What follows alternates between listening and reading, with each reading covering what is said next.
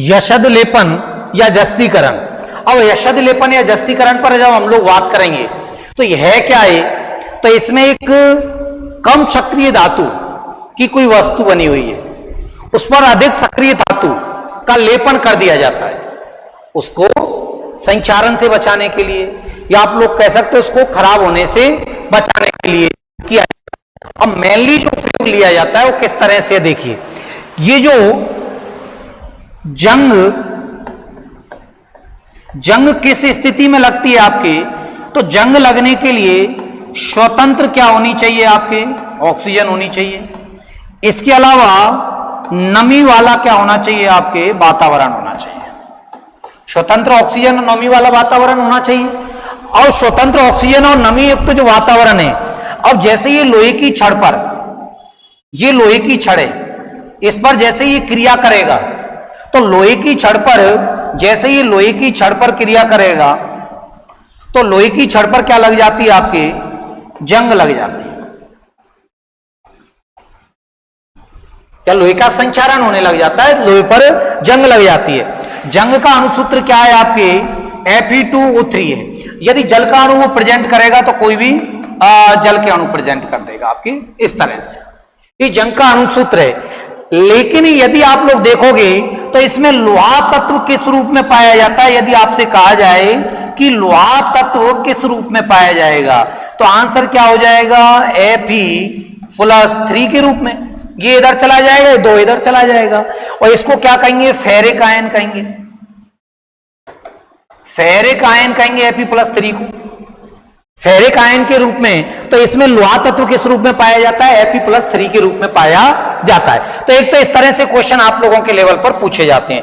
इसके अलावा देखिए और किस तरह के जंग को लेकर के क्वेश्चन आप लोगों के लेवल पर पूछे जाते हैं। यदि आप लोगों से कहा जाए, यदि आप लोगों से कहा जाए कि जो जंग है, ये जंग लगने से लोहे की छड़ के बाहर पर क्या प्रभाव पड़ेगा, तो जंग लगने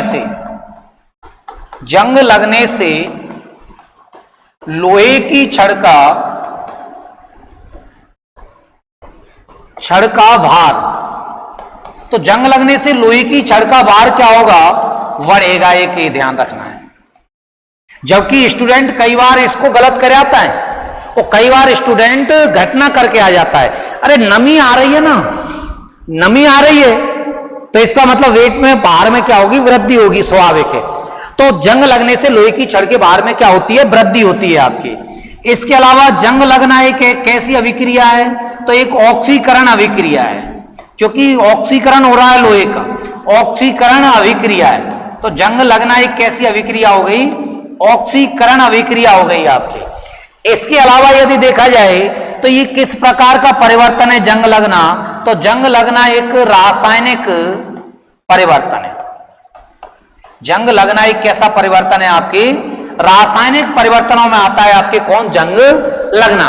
तो इस तरह से जंग के तरह तरह के क्वेश्चन आप लोगों के लेवल पर बन सकते हैं। जंग लगने से लोहे के भार में बढ़ेगा, ऑक्सीकरण अभिक्रिया है, रासायनिक परिवर्तन है आपके, Fe+3 आयन के रूप में लोहा तत्व पाया जाएगा, इसमें आपके लोहा तत्व पाया जाता है आपके।